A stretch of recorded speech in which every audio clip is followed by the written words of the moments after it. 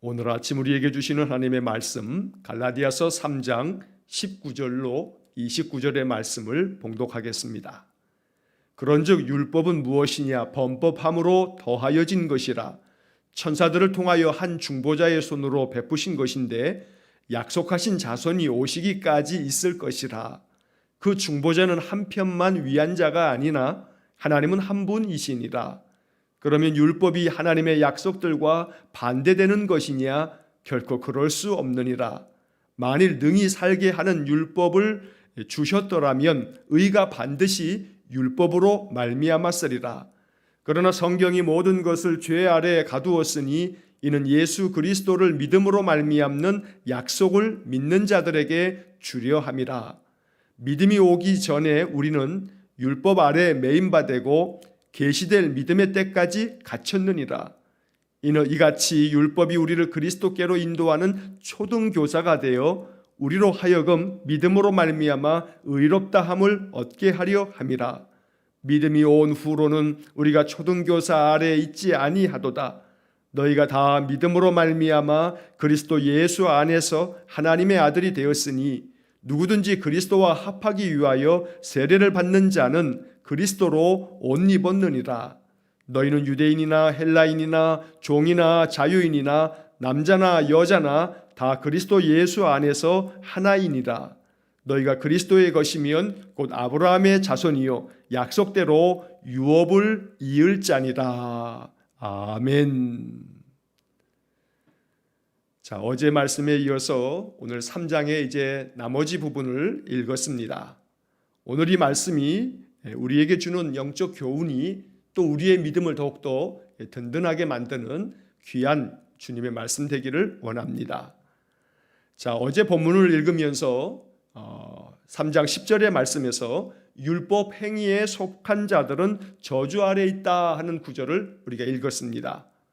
율법을 지켜야만 구원함을 얻고 하나님 앞에서 의로운 백성이 되는 거다라고 이렇게 가르쳤던 사람들, 그래서 결국 율법을 행하는 것이 그래도 가장 중요한 것이구나 하고 생각하는 그런 사람들, 이런 사람들은 여전히 그 율법으로 인해서 저주 아래 있게 된다 하고 바울이 이야기를 했고, 이어서 11절의 말씀에서는 그러므로 아무도 율법으로 말미암아 의롭게 되지 못할 것이 분명하다라고 아주 분명하게 말씀을 하였습니다.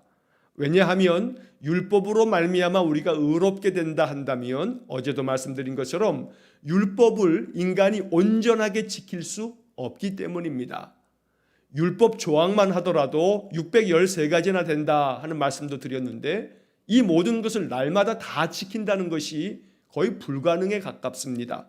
그러니까 결국 율법을 지키지 못했으니 하나님 말씀대로 저주 아래 있을 수밖에 없는 그런 구조인 것입니다. 자, 그래서 오늘 본문의 말씀을 통해서 이제 바울은 다시금 이야기하기를 율법으로 말미암아 구원함을 얻을 수 없고 오직 예수 그리스도를 믿음으로 의롭게 되어지고 구원을 얻을 수 있는 것인데, 그렇게 된다면 율법은 왜 주신 거냐? 율법을 주신 이유가 뭐냐? 율법의 목적이 뭐냐라고 하는 그런 질문에 이르게 되는 겁니다. 그래서 이제 19절의 말씀에서 그런즉 율법은 무엇이냐? 범법함으로 더하여진 것이라. 천사들을 통하여 한 중보자의 손으로 베푸신 것인데 약속하신 자손이 오시기까지 있을 것이라. 자, 여기 19절에서 그런즉 이렇게 시작이 됩니다. 자, 앞에 나오는 이야기 속에서 율법으로는 결코 구원함을 얻을 수 없고 의롭게 될 수 없다. 오직 우리가 의롭게 되어지는 것은 믿음으로 말미암아 되는 거다. 예수 그리스도의 십자가의 그 복음을 믿음으로 의롭게 되어지는 거다.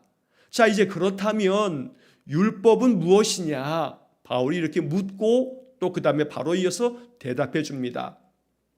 바울의 서신에 보게 되면 자기 자신이 먼저 질문을 하고 그 질문에 대해서 대답하는 형식으로 이야기하는 그 바울의 이야기하는 형식이 있습니다. 이럴 때는 바울이 자기 자신의 이야기하려고 하는 바를 강조할 때마다 이러한 방법으로 글을 쓰게 됩니다. 자, 율법이 무엇이냐? 율법의 역할이 뭐냐? 율법의 용도가 뭐냐? 이렇게 묻는 겁니다. 그래서 쉬운 성경은 율법은 무엇이냐 이 부분을 이렇게 번역했습니다. 그렇다면 율법은 무엇을 위해 있습니까?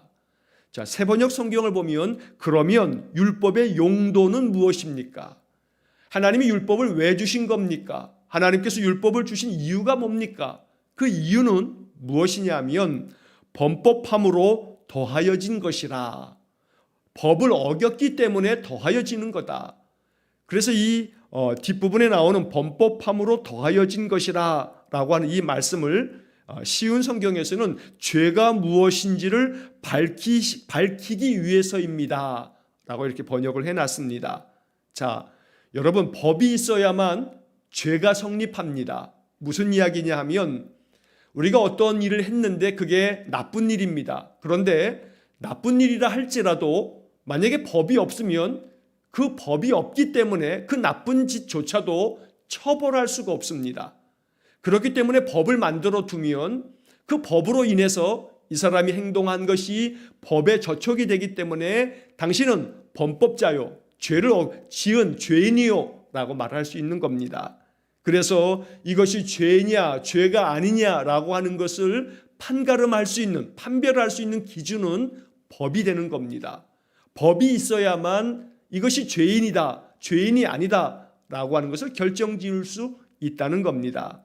그래서 이 19절의 말씀을 다시 보면 율법은 무엇이냐, 율법의 용도가 뭐냐, 이것은 범법함으로 더하여진 것이다. 인간으로 하여금 죄가 무엇인지를 밝히기 위해서 율법을 주신 거다. 율법을 주심으로 말미암아 율법에 이것은 죄다, 이것은 죄가 아니다 라고 하는 것을 율법을 통해서 우리 인간이 깨달을 수가 있다는 겁니다. 그래서 율법을 주셨다는 겁니다. 죄를 알도록, 이것이 죄임을 알게끔 하려고 법을 주셨다는 겁니다. 자, 그 다음에 이어지는 말씀은 천사들을 통하여 한 중보자의 손으로 베푸신 것인데, 자, 이것은 율법을 누구를 통해서 주셨는지를 설명해 주는 겁니다. 천사들을 통해서 한 중보자의 손으로, 여기서 한 중보자라고 하는 것은 바로 모세를 말하는 겁니다. 하나님께서 모세를 통해서 율법을, 십계명을 허락해 주셨고, 모세를 통해서 하나님의 모든 계명을 알려주심으로 법을 그들에게, 이스라엘 백성들에게 베풀어 주셨다는 이야기입니다. 자, 그 다음 이어지는 말씀에 약속하신 자손이 오시기까지 있을 것이라. 자, 이것은 율법의 유효 기간을 말하는 겁니다. 율법이 언제까지 있을 것인가? 율법의 그 용도가 언제까지 필요한 것인가? 예를 들자면 가끔 이제 국회에서 법을 만들 때 이 한시적으로 법을 제한적으로 이 법은 여기서부터 여기까지 이 법이 통용이 될 거다라고 이렇게 법을 만듭니다. 그래서 특별법이라고들 보통 말하죠. 이 특별법이라고 하는 것은 그 법이 제정이 되어지면서 이 법은 언제까지가 시한이다, 이때까지만 이 법이 효과가 있다라고 하는 특별법을 만드는 겁니다. 예를 들어서 어떤 문제가 나라에 크게 생겼을 때 이 문제를 밝히기 위해서 특별검사, 특검이라고 말하죠. 그래서 어떤 사건에 대한 특검을 이제 설치하기 위한 이 한시적인 법을 만들면 그 모든 과정이 다 끝나게 되면 이제 이 특별법은 효력을 상실하게 되기 때문에 기한을 정해두고 이때까지의 그 유효 기간을 정해두는 그런 법을 만드는 겁니다. 자, 여기 이 말씀이 그런 의미입니다. 약속하신 자손이 오시기까지, 이 말은 약속하신 자손은 예수 그리스도를 말하는 겁니다.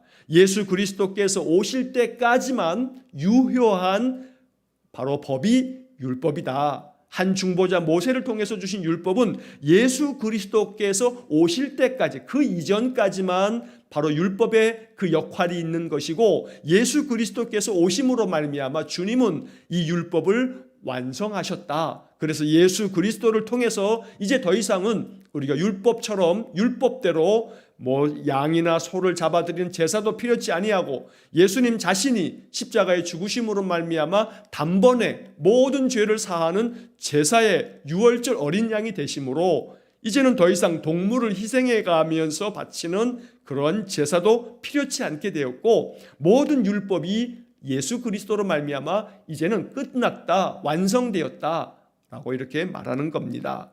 자, 그 다음에 이어지는 20절의 말씀은 이 번역이 참 어렵게 되어 있어서 우리가 의미를 파악하기가 참 쉽지 않습니다.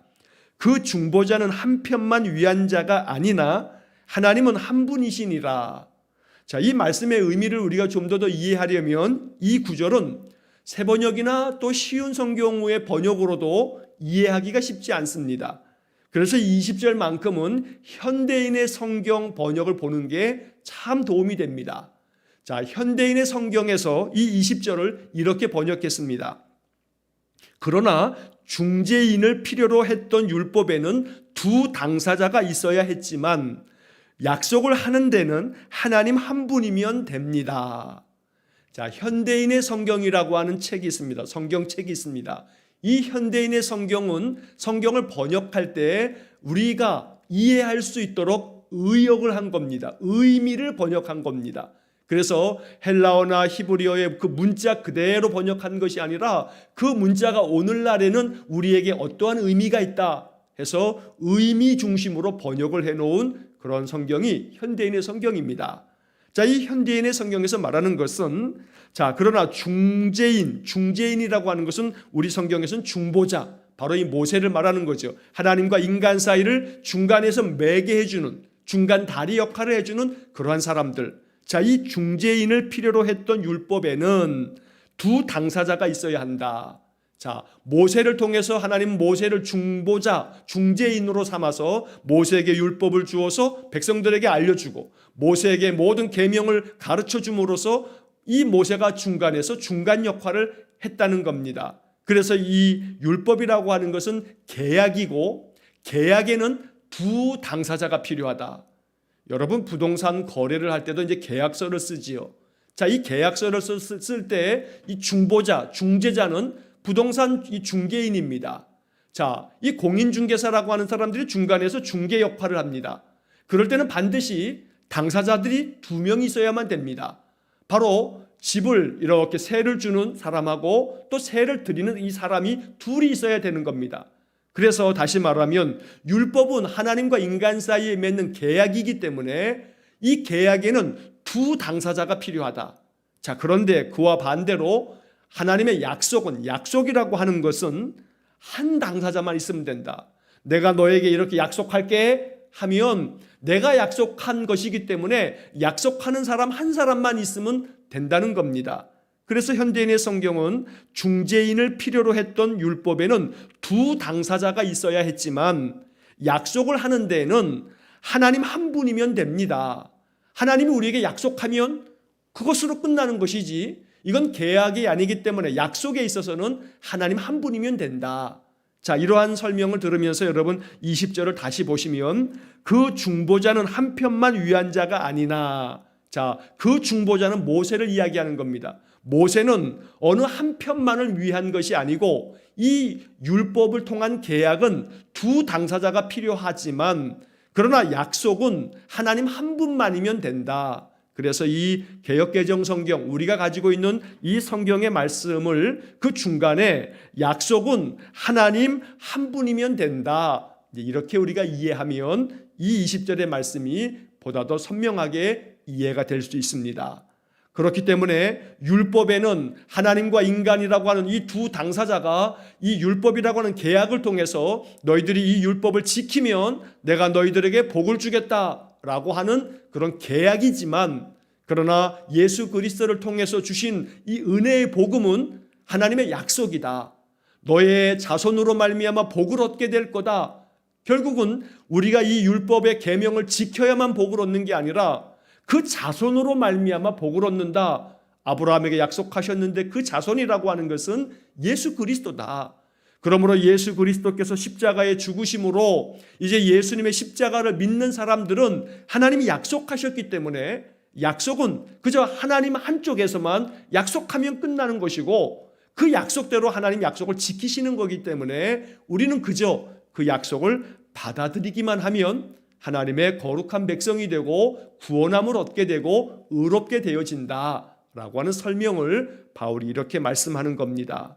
자, 그래서 그 다음 21절에 보면 그러면 율법이 하나님의 약속들과 반대되는 것이냐? 결코 그럴 수 없느니라. 자, 그렇다면 율법이라고 하는 것은 하나님 하신 그 약속들과 전혀 반대되는 거냐? 또 그렇지는 않다. 율법은 나름대로의 또 역할이 있고 기능이 있다라고 하는 설명을 하는데, 자, 이어지는 말씀에 만일 능히 살게 하는 율법을 주셨더라면 의가 반드시 율법으로 말미암았으리라.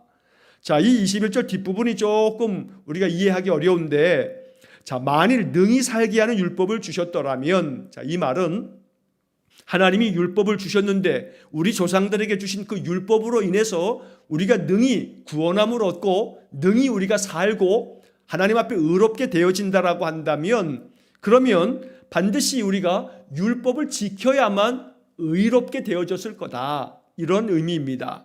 반드시 율법으로 말미암아야만 우리가 의롭게 되어졌을 거다.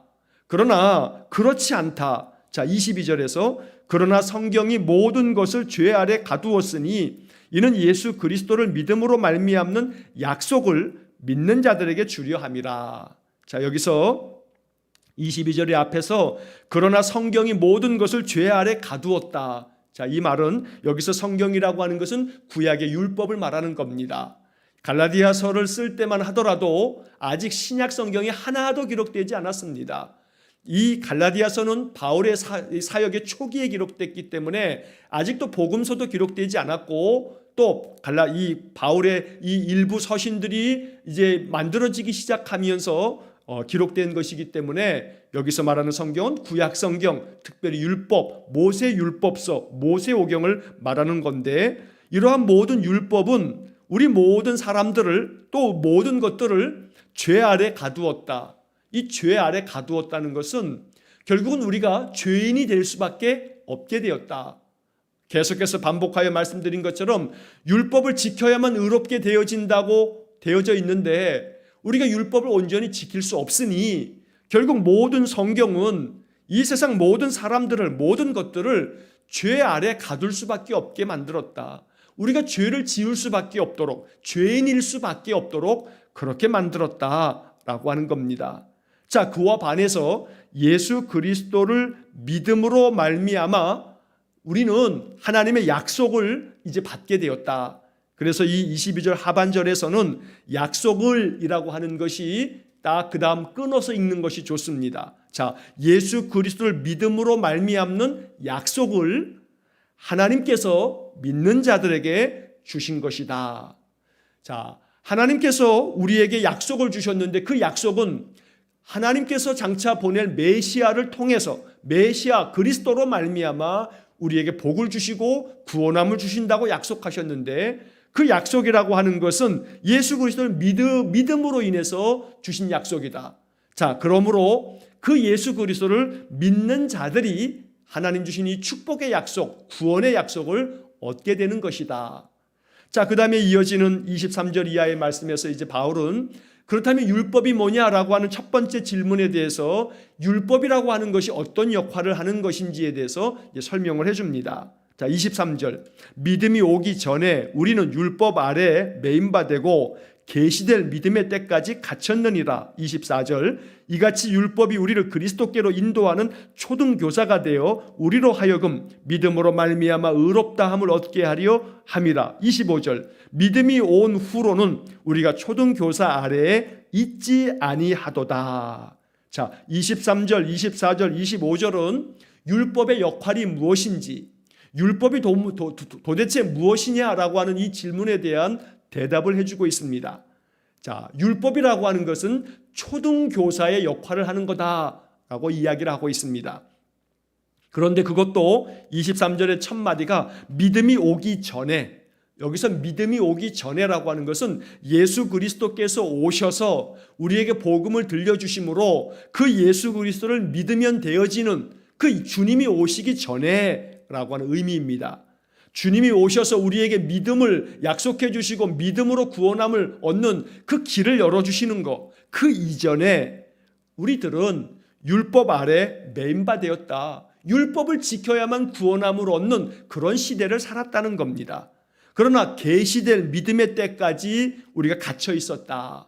이 계시될 믿음의 때, 바로 이것은 예수 그리스도께서 이 땅에 오셔서 당신을 계시해 주셨는데 하나님의 아들이 직접 오셔서 우리에게 믿음의 때를 만들어 주셨는데 이 계시될 믿음의 때까지 우리는 갇혀 있었다. 율법 아래 갇혀 있었다는 겁니다. 율법을 지켜야만 구원함을 얻겠다 믿으면서 율법의 그 많은 가지수들을 지켜가야만 했기 때문에 결국은 우리에게는 자유가 없었다. 그런 말입니다. 율법을 지켜야만 구원함을 얻을 수 있어야 했기 때문에 언제나 율법을 지키고자 계속해서 율법 아래 묶여 있었기 때문에 우리에게는 참된 자유가 없었다.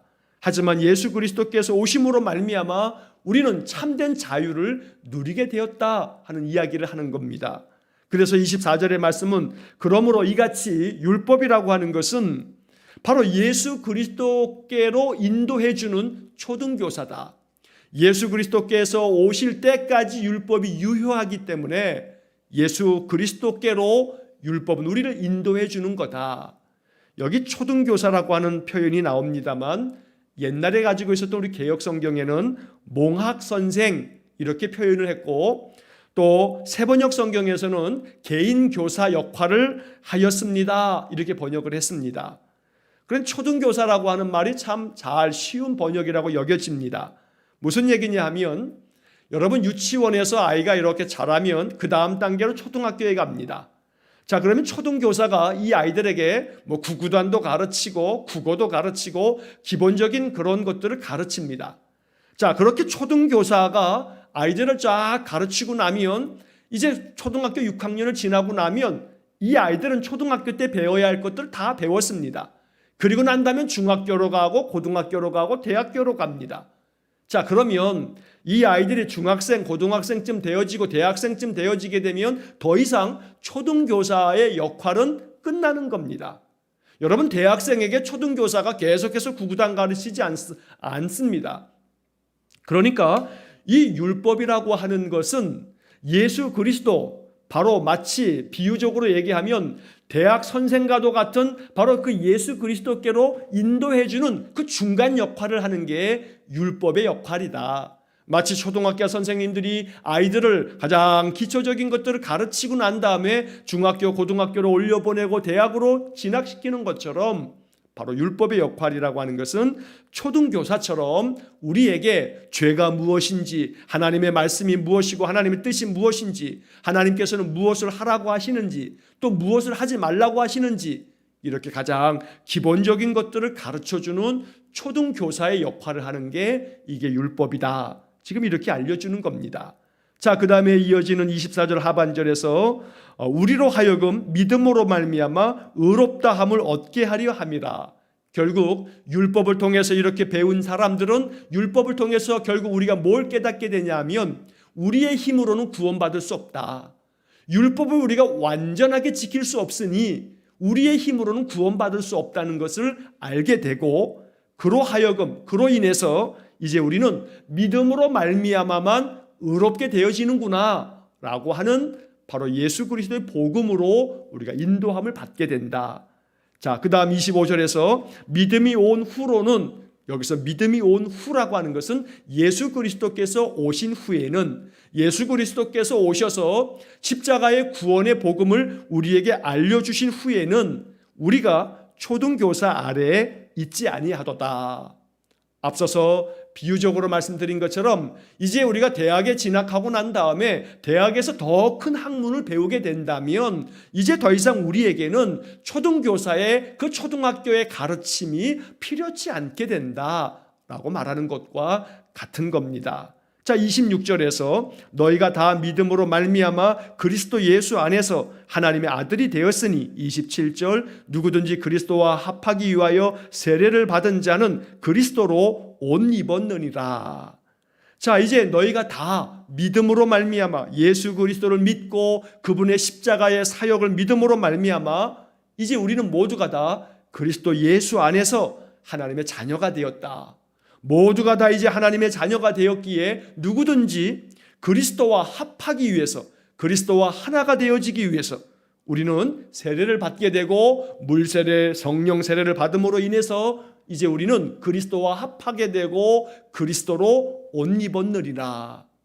여러분 여기 27절의 마지막에 그리스도로 옷 입었느니라 이러한 표현은 바울의 또 다른 서신에서 자주 등장합니다. 예수 그리스도로 옷 입어라 라고 하는 그러한 표현들을 우리가 보게 되는데, 여러분 옷이라고 하는 이 비유적인 표현을 생각해 보면 옷은 신분을 이야기합니다. 여러분 사람이 군복을 입으면 이 사람을 뭐라고 하냐면 군인이라고 말합니다. 이 사람에게 경찰복을 입혀놓으면 경찰복을 입고 있는 사람들을 우리는 경찰이다 이렇게 말합니다. 자, 그렇다면 그리스도를 옷 입으면 우리는 뭐가 되냐면 그리스도인이 되는 겁니다. 이처럼 너희들이 이제 그리스도 예수 안에서 주님이 주신 말씀을 믿으면, 예수님의 십자가의 그 복음과 은혜를 믿으면, 십자가로 말미암아 주님의 피 흘리심으로 내 죄가 다 용서함 받았다는 것을 믿으면 너희들은 예수 그리스도를 옷 입은 것과 같은 것이 된다. 그래서 너희들은 이제 그리스도인이 되어졌다라고 말씀하고 있습니다. 그 다음 28절, 29절의 말씀에서 너희는 유대인이나 헬라인이나 종이나 자유인이나 남자나 여자나 다 그리스도 예수 안에서 하나이니라. 여러분 이 28절은 혁명적인 말씀입니다. 이 28절을 우리가 그냥 이렇게 지나치면서 읽을 수 있겠습니다만 28절은 2000년 전에 바울의 그 당시에서는 대단히 아주 혁명적인 그러한 말씀이 되는 겁니다. 왜냐하면 노예의 제도도 그 당시 그대로 있었던 그런 시대이고, 또 죄송하지만 아주 전근대적인 그 과거의 아주 시대이기 때문에 이 남자와 여자를 구별하고 여자를 한 인격체로서 존중하지 않는 그런 시대가 바로 2000년 전입니다. 자, 그런데 여기 말씀에서 이방인이나 또 유대인이나 헬라인이나 혹은 종이나 자유인이나 남자나 여자나 다 그리스도 예수 안에서 하나다. 이게 얼마나 놀라운 말씀인지 모릅니다. 여러분 자유인이나 종이나 여러분 종하고 주인하고 똑같다. 이러한 말씀이 얼마나 혁명적입니까? 예를 들자면 우리가 100여 년 전 이상으로 거슬러 올라가면 이 땅에도 양반이 있고 상놈이 있습니다. 종이 있습니다. 그러면 양반의 집에서 일하는 이 종들은 양반과 하나일 수가 없습니다. 신분이 분명히 다른데 만약에 종이 양반과 당신과 나는 똑같은 인간인데 똑같은 인권을 가지고 있고 인격체인데 어찌 이럴 수 있느냐고 한다면 아마 그 주인에게 맞아 죽을 겁니다. 이처럼 주인과 종은 분명한 구분이 있었던 그런 시대에 바울이 말하기를 종이나 자유인이나 다 하나다, 다 똑같다 라고 이렇게 말하고 있는 겁니다. 남자나 여자나 종이나 자유인이나 모두가 다 그리스도 예수 안에서는 다 하나다. 이것은 참된 자유, 그리스도 안에서 모든 사람들은 우리 주님이 주시는 그 복음으로 말미암아 모두가 다 하나님의 자녀가 되고 모두가 참된 하나님의 그 거룩한 백성이 되어진다고 선포하고 있는 겁니다. 그래서 이 28절의 말씀은 아주 대단히 중요한 말씀이 됩니다.